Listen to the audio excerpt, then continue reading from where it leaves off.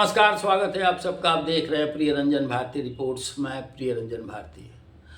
विधानसभा चुनाव के पहले चरण के दौर में अब कुछ ही दिन 6 दिन और शेष रह गए हैं। 121 सीटों पर चुनाव है। इस दौरान मिथिलांचल और मगध, कोसी समेत इन जिलों में करीब 58 सीटें हैं। इन पर वोटिंग होगी। इन सीटों में से अलीनगर में बीजेपी की स्टार कैंडिडेट मैथिली ठाकुर और मोरवा से जन सुराज के टिकट पर कर्पूरी ठाकुर की पोती जागृति ठाकुर। इसके अलावा मोकामा में बाहुबली अनंत सिंह, दानापुर में रीतलाल यादव और पूर्व केंद्रीय मंत्री और सांसद राम कृपाल यादव की टक्कर है। सीएम नीतीश कुमार का गढ़ माने जाने वाली हरनौत सीट भी दांव पर है।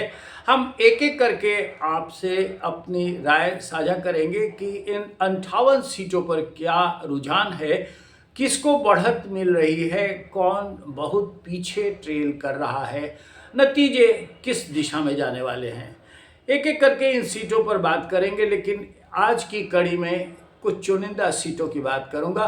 फिर कल इसी तरह से आपके साथ वीडियो साझा करूंगा कि इन 58 सीटों का हाल क्या है, कौन जीत रहा है, कौन हार रहा है।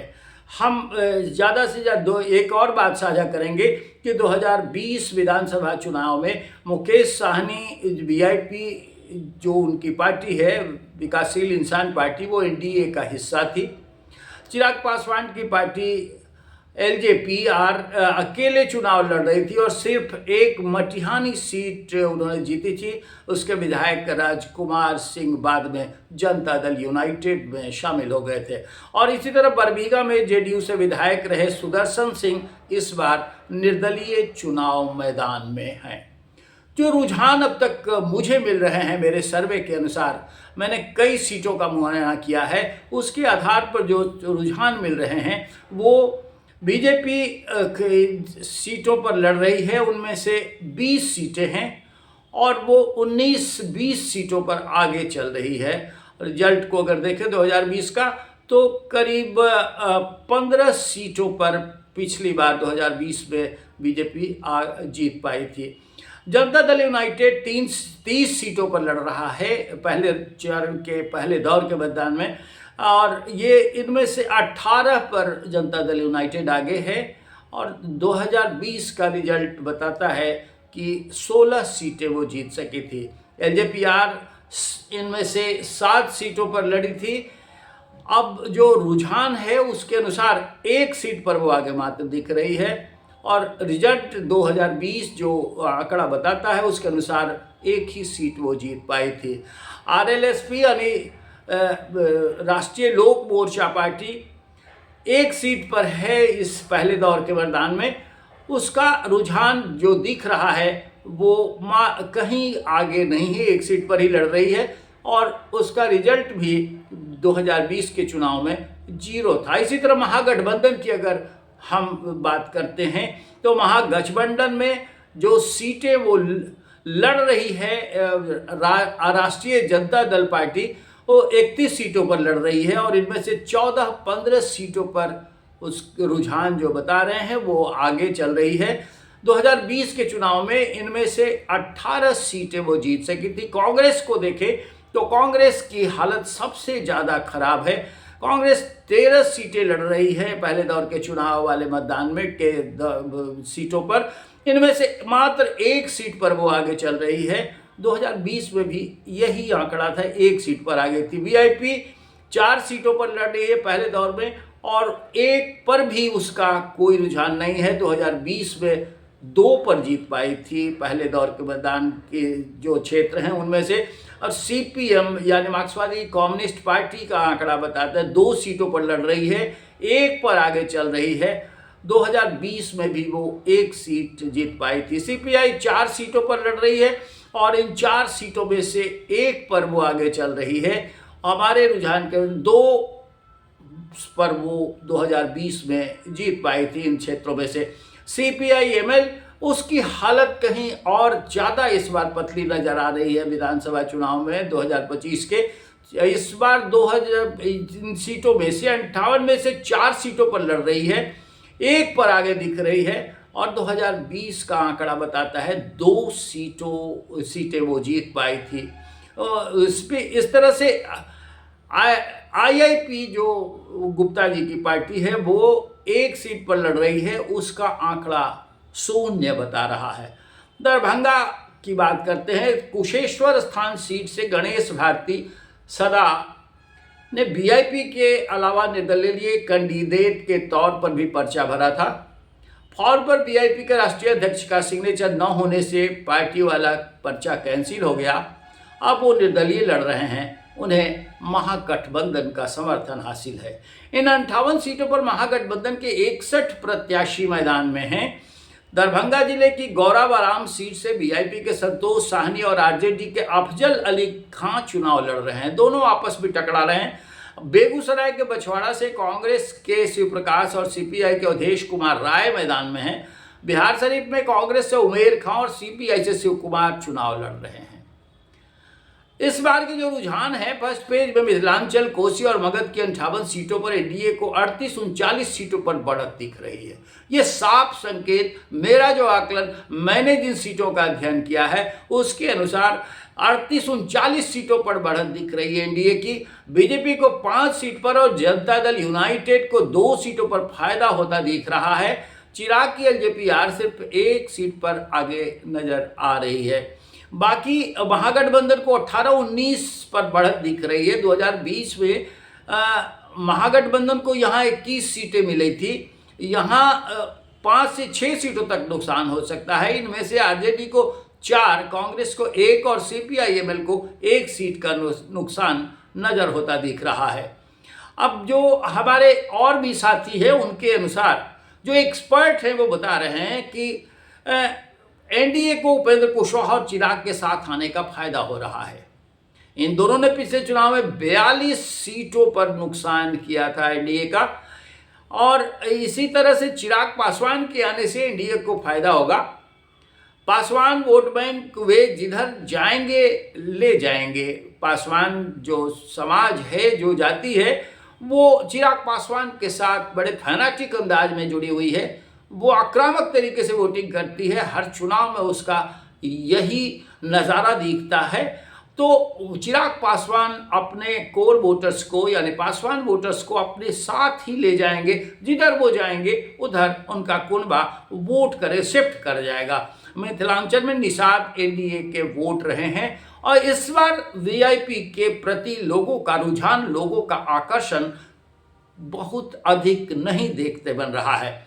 और नीतीश के खिलाफ एंटी इनकम्बेंसी इस चुनाव में कोई फैक्टर नहीं है। ये गौर करने वाली बात है कि कोई भी चुनाव होता है तो सत्ता में 5 साल बने रहने के बाद एक एंटी एस्टैब्लिशमेंट फैक्टर हो जाता है, एंटी इनकम्बेंसी फैक्टर उसे कहते हैं। वो इस बार 20 सालों तक सत्ता में रहने के बावजूद नीतीश कुमार के साथ नहीं है, यानी एंटी इनकम्बेंसी फैक्टर में नीतीश कुमार 0 हैं।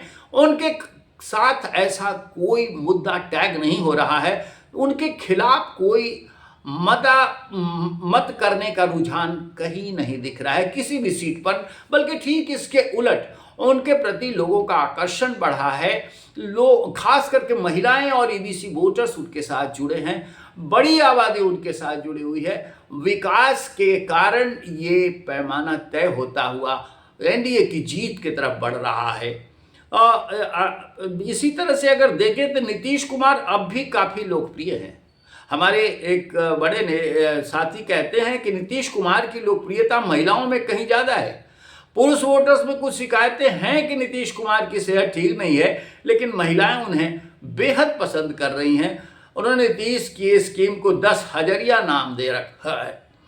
कांग्रेस और वीआईपी ने महागठबंधन को कमजोर किया है, ये भी एक बड़ा फैक्टर है, आप इस पर गौर कीजिएगा। ग्राउंड इनपुट और रुझानों के मुताबिक कांग्रेस, वीआईपी और सीपीआईएमएल का प्रदर्शन इस बार काफ़ी खराब रहने वाला है। इन 58 सीटों में से 13 पर कांग्रेस चुनाव लड़ रही है, लेकिन सिर्फ एक बेनीपुर सीट पर आगे नजर आ रही है। उधर वीआईपी 4 सीट पर चुनाव लड़ रही है, लेकिन किसी पर भी उसका कैंडिडेट आगे नहीं दिखाई दे रहा है। इसके अलावा CPI-ML 6 सीटों पर चुनाव मैदान में है और सिर्फ पटना की पालीगंज सीट पर उसका प्रत्याशी आगे दिख रहा है। मोदी अब भी बिहार में, प्रधानमंत्री नरेंद्र मोदी बिहार में अब भी खासा लोकप्रिय हैं, लेकिन प्रशांत किशोर की पार्टी की चर्चा होती है, कहीं जीतने लायक फैक्टर वो नहीं बनते हुए दिखाई दे रहे हैं। नरेंद्र मोदी अभी बिहार में सबसे ज़्यादा लोकप्रिय हैं। उनकी मजबूत छवि का नैरेटिव चल रहा है जो किसी खास जाति से नहीं जुड़ा हुआ है। जाति बंधन से ऊपर उठ कर के ये नैरेटिव बिहार चुनाव में काम कर रहा है, जबकि प्रशांत किशोर की जन स्वराज पार्टी खुद को तीसरे विकल्प के रूप में प्रोजेक्ट कर रही है।